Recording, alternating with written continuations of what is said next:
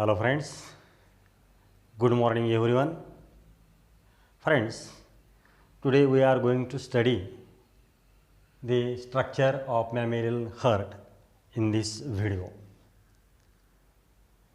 We are studying the basic anatomical terminology and basic anatomical structure of the heart in this lecture. But before going to study the structure of heart, we should know what is the circulation. In the body of multicellular organisms, there are many cells and there is requirement in the communication in between these cells. And the communication in between these cells of the body, this one is achieved by a system. That system is called as the circulatory system or the blood vascular system. Throughout the body fluids continuously flows, circulates. The body fluids accounts 70 to 90% of total body weight. And the body fluids occur within the cell or outside the cell. Body fluids which are present or occur within the cell, they are called as the intracellular body fluids, which ensures the metabolic reactions. And the body fluids which are present outside the cells, these are called as the extracellular body fluids. And they transport the essential and unwanted substances. For example, the essential substances like the oxygen and the nutrients, these are supplied through these body fluids to all the cells of the body. And by the process of metabolic activities within the cell, some unwanted substances as like the carbon dioxide or the nitrogenous waste materials, they are produced. They are not further used to the body, therefore they should be expelled out. And these unwanted body substances, they should be expelled, and these are transported by these body fluids to the respective parts. The nitrogenous waste materials, they are transported towards the kidney for the filtration, and the carbon dioxide, this one is transported towards the lungs for expelling. So the body fluids are the lymph and blood. They always remains in a motion. They circulates in the body. Therefore, the circulation is a property of body fluids which always remains in a state of motion. And these body fluids remains always in a state of motion because of a organ, and that organ is called as the heart. Due to the heart, the body fluids, they circulates throughout the body. Here continuous circulation occurs. The heart is a modified blood vessel. In case of human being, this heart is located in the central part of this sternum, or this one is present in the thoracic cage or the thoracic region, and it is enclosed in a fibrous sac. That fibrous sac is called as the pericardium. So the heart is a modified blood vessel, and its size and its shape, it is roughly as like the fist. When we closes the fingers, it looks like somewhat as like this. So the heart is fist like, and it is located in the pericardium. It is located in the chest cavity and enclosed in a pericardial cavity.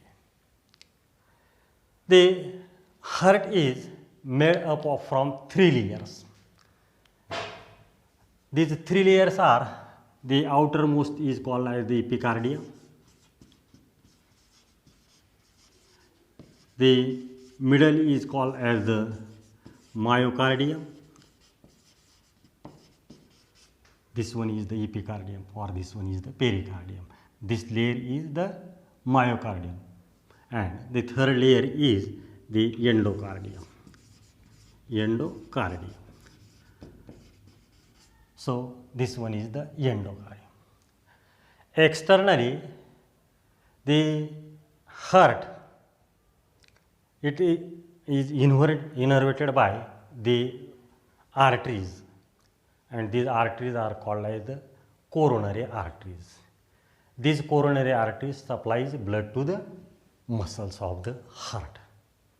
So the heart is composed of mainly two type of chambers. One is the atrium and another one is the ventricle. In case of human being, the heart is four chambered, having two atrium and the two ventricles. These are the two atrium, these are the two ventricles. To avoid confusion, suppose here is my heart and this is the left side. Therefore, as I am as like this, then this one is the left side of the ventricle. This one is the left ventricle, or the left side of the heart, and this one is the right side of the heart. So the heart is four chambered, the two auricles and two ventricles. The ventricles, these are present at the bottom side, while these auricles, they are present towards the upper side of the heart. This one is the right atrium. This one is the left atrium. This one is the right atrium. This one. This one is the left ventricle, this one is the right ventricle. Oh, the ventricles are towards the bottom side, and these atrium, these are towards the top side. The atriums, both atriums, these are somewhat smaller chambers, and these are thinner. These atriums, they receives blood. The left atrium, it receives blood from the lungs by means of these four blood vessels. It receives blood from the lung, therefore these are called as the pulmonary vessels. And it carries blood towards the heart, therefore these are the pulmonary veins.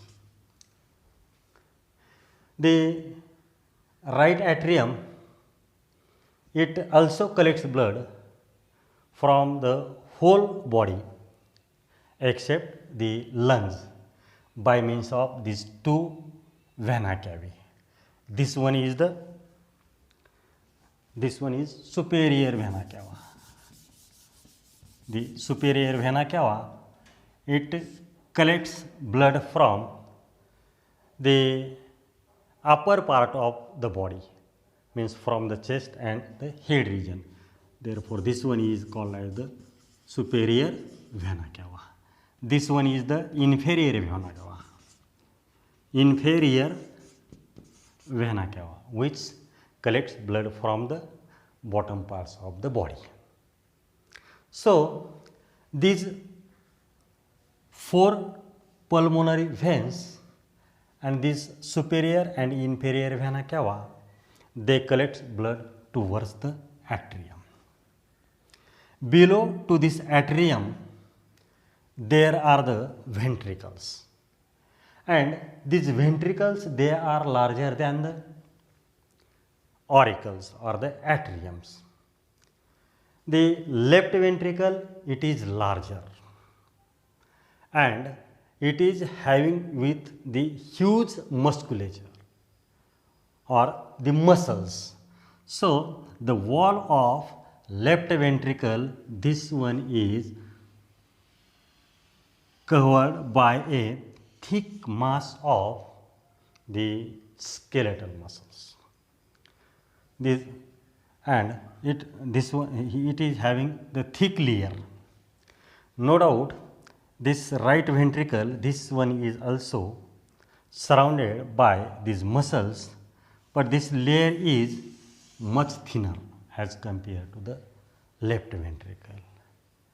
The left ventricle, it contains the thick layer of the muscle. Why? Because of this, and this right ventricle, it contains a thin layer of muscle. Why this is? Because of this left ventricle, it pumps blood through through this aorta and supplies to all parts of the body through the systemic circulation. Therefore, here is the need of generation of the forcing power. Therefore, this is the thick, and the wall of the right ventricle, it is thinner because it supplies blood only to the lungs. Suppose the heart is here and the lungs are here. Only to this portion, this right ventricle supplies blood. Therefore, there is no need of much the muscles. So, the ventricles are towards the bottom side. The auricle, there is a aperture in between this auricle and the ventricle. This one is called as the left atrioventricular aperture. This one is called as the right atrioventricular aperture. And these both apertures, the right atrioventricular aperture, this one is guarded by a wall having the two cusps. Therefore, this one is called as the bicuspid wall. This one is a bicuspid wall because of having two cusps. In the right side, the right auriculoventricular aperture, this one is also guarded by a wall, but it is having with the three cusps. Therefore, these are called as the tricuspid wall. This one is the tricuspid wall. So, here bicuspid wall and tricuspid walls are present. This bicuspid wall, this one is also called as the mitral wall. This one is also called as the mitral wall. It regulates the blood flow from the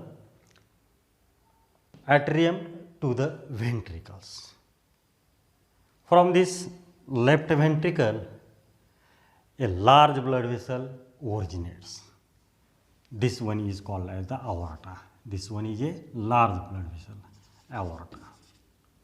And at the opening of this aorta, here is also a wall, this one. And this wall is called as this wall is called as the aortic wall. And it looks like as a half moon. Therefore, this one is also called as the semilunar wall. Half lunar moon. Therefore, this one is a semilunar wall. From the right ventricle also originate a large artery, and this large artery, it is called as the pulmonary artery.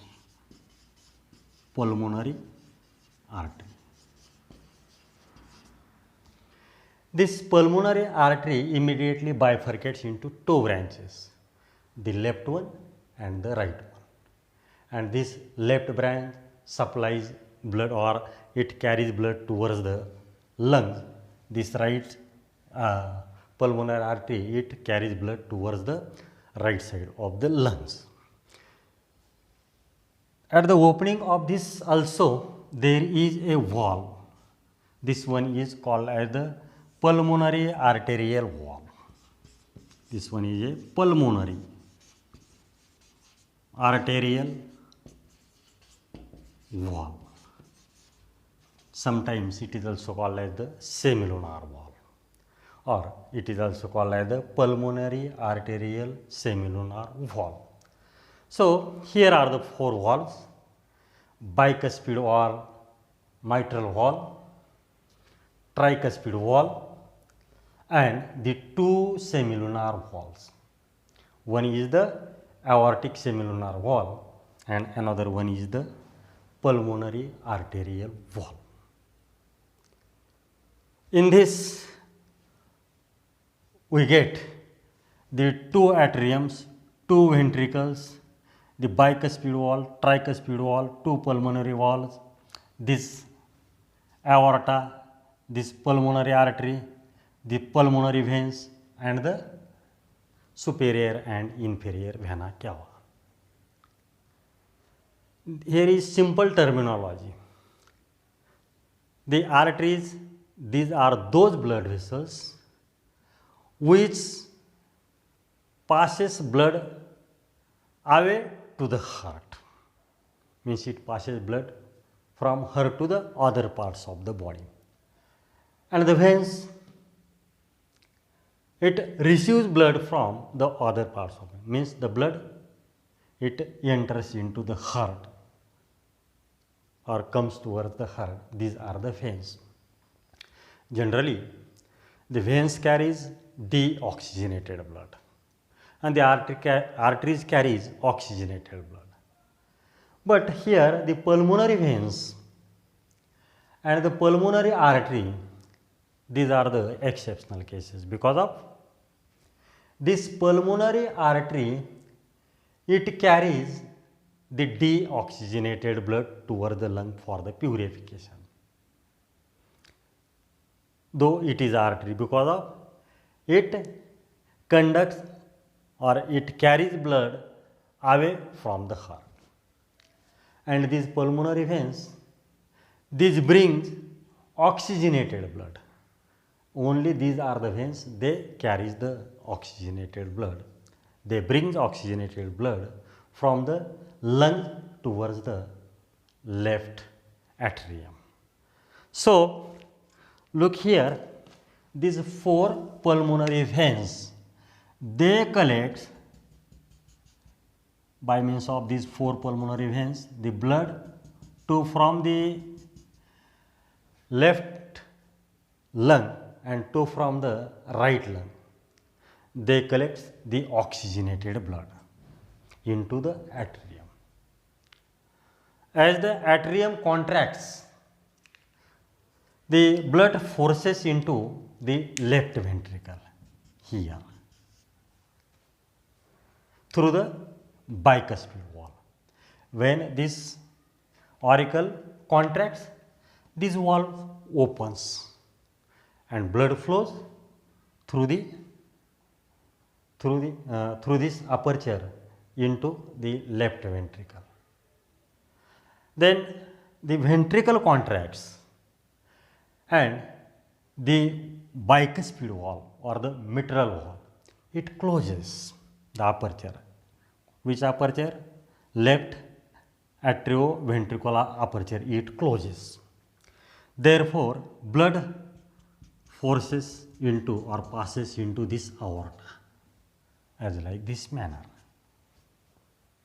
So in the left side, the oxygenated blood is present and this one is supplied to the various parts of the body.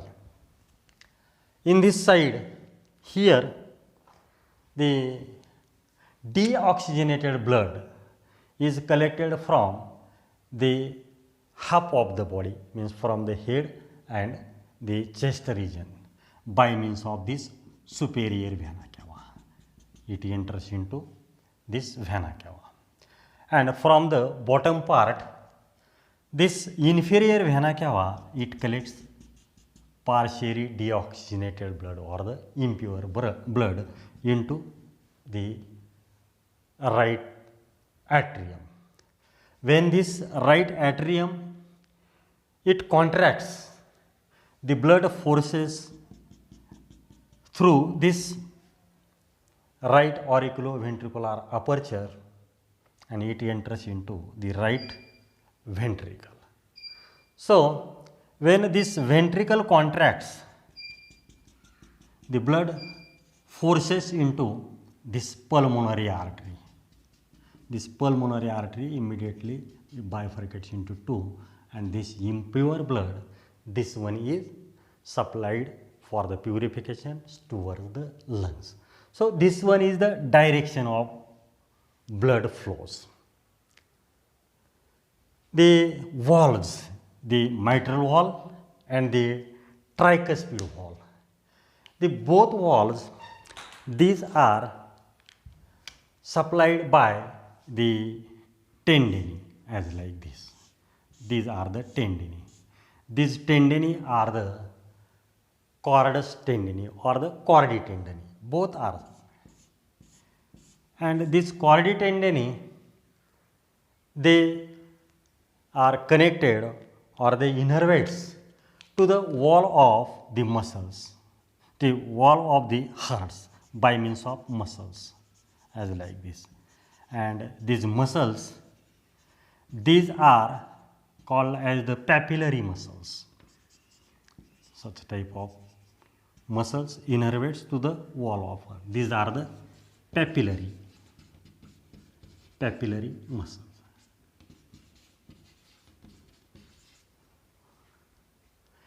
When the auricle contracts, this chordae tendinae, it prevents these valves or it stops this valve from flapping. It not goes much more towards the atrium and it closes the aperture. So, these are the chordae tendinae and these are the papillary muscles. The regurgitation of blood occurs here, means the backward flow of blood is prevented by this bicuspid and tricuspid valve. When the blood passes from atrium to the ventricle, it enters into the aorta or the pulmonary wall, but it does not goes back toward the atrium due to this mitral valve and the tricuspid valve, because of they closes the apertures, atrioventricular apertures. The two sides of heart, these are divided by a septum. This one is a septum. This divides heart into the left side of the heart and the right side of the heart. This one is the septum and it runs through along the length of the heart. This one is the septum.